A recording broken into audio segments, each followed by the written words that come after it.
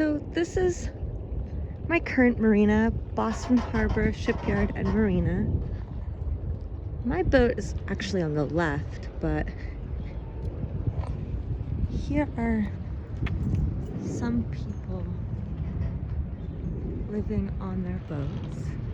Not everyone lives on their boats, but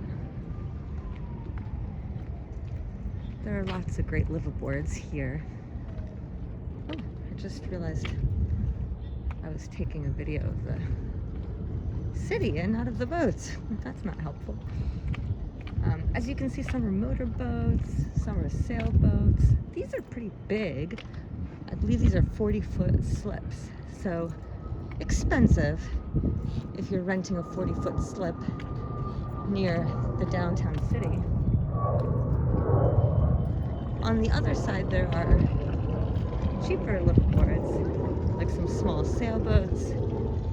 My neighbor told me she spent 12 grand on her sailboat, and I know she's on a 30-foot slip, so her rent must be really cheap.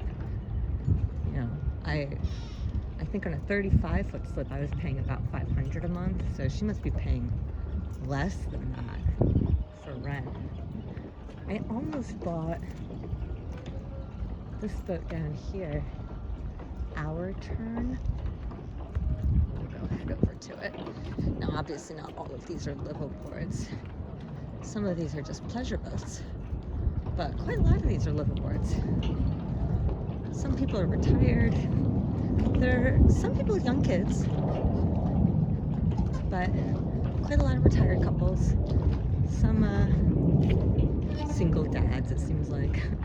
But anyway, I almost bought this one, Our Turn. This is really an amazing boat. It was pretty expensive, also very big. I don't actually remember how big it was, but definitely needs a 40-foot slip. It's bigger than the one I ended up getting. I ended up getting a 33-foot. So this, I want to say it was a 36 or 38. I don't know, but it was big. They told me it had a bathtub in it, which is pretty amazing. My boat does not have a bathtub, but I do have 2 showers, 2 separate bathrooms. Let's take a look down here.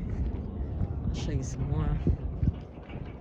Now, this is really more of a $30,000 budget minimum, and realistically speaking, I spent 35 grand on my most recent liveaboard, but I had to throw in at least 10 more, meaning 10,000, because yeah, the fuel filters need to get changed. I need to put it in a shipyard. I need to pay rent during that time. I eventually had to tow it up. So anything you're paying for a used old boat, you should really have like double, just in case something goes wrong. The expenses pile up. It's really expensive to fix things on boats. The hardest part about boats is that, of course, things keep breaking. And when they break, it's pretty hard to find someone to fix the stuff on the boat, because those people are in real high demand. They charge a lot per hour. Think of electricians, plumbers on land and how expensive they are, and then consider that these are people who are specialized in boats. So they, of course, charge even more.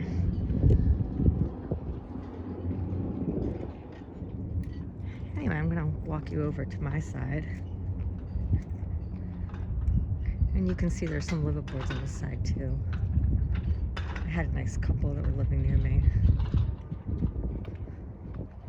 Nice little houseboat.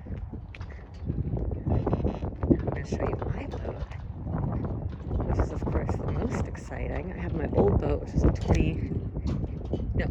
used to have a 28-foot. Then I got a 30-foot Sea Ray. That one, unfortunately, had a million problems on it. I paid about 4 grand for it, but I threw in another 5 grand, and it still just kept falling apart. The boat before it, the 28-foot, bought it for $800. Everyone told me it was a bad idea. That thing was incredible. It ran great.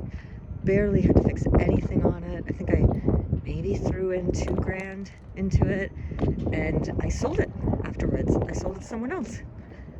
I think I sold it for $500. So it's not like I made a profit or anything, but you know, that thing ran great. We drove it around a lot. Could have lived on it for years. It's just that it was a very small boat.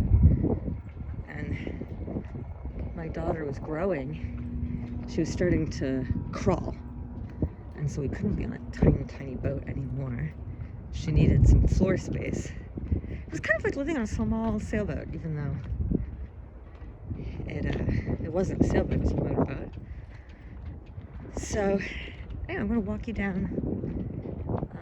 Here, my neighbor lives on her sailboat here with her dog. It's a really lovely sailboat, very small slip. She's probably paying about $500 a month. That's how much I was paying for my Sea Ray here. It's on the same size slip. Anyway, so as I was saying, my oops, put the code in here. My 30-foot Sea Ray, about $4,000, but oh, she was just a money pit, truly a money pit. I won't even go into all the things that went wrong with her, but basically everything that could possibly go wrong with a boat went wrong with her. And I finally just cut my losses. You know, I'm probably gonna get her scrapped. So I don't even want to sell her to anybody else because I feel like I'm just giving them a big old headache. But anyway, here she is. Here's my 28-foot. If I was willing to deal with a lot more headaches, I could still live on her. But my daughter's growing, and you can see, you know, I turned it into kind of a trash pit because I'm getting her scrapped. Okay, so here, here's my new beautiful boat. It's a 33-foot Carver. She was $35,000. It's a fantastic liveaboard. Now my rent went up substantially because even though it's 33 feet, she has a swim platform. And that swim platform puts us out to 36 feet length overall, which puts me at just a little bit over what they want for a 35-foot slip. So I had to be put on a 40-foot slip, which really stinks. Anyway, the place is an absolute disaster mess because I just moved in. But I just want to show you. Ugh. Man, it is a very, very big boat. Okay, so you know, here are all my kids' toys, and like I said, it's an absolute disaster. I can't believe I'm even showing you this, but 2 bathrooms. If I walk you in here, you'll see there are 2 bathrooms, and there's an entire bedroom. Okay, bye. Oh, and a berth. Sorry, so 2 bedrooms.